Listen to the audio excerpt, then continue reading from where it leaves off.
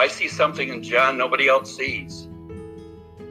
And then that ended. She went out on stage. He was doing a gospel finale. And they were singing, I remember the song, "Were You There When They Crucified My Lord?" And this religious fanatic, who was also kind of riled up about John's actions, jumped up on stage and took a swing at John. And John, higher than a kite, even then, feigned back. The guy's fist passed in front of John's face, and John hit him and knocked him first row out. Oh my! Into the audience. And the microphones all fell, and, you know, it was all disrupted, and John was going, I want to press charges, And so they got that all taken care of.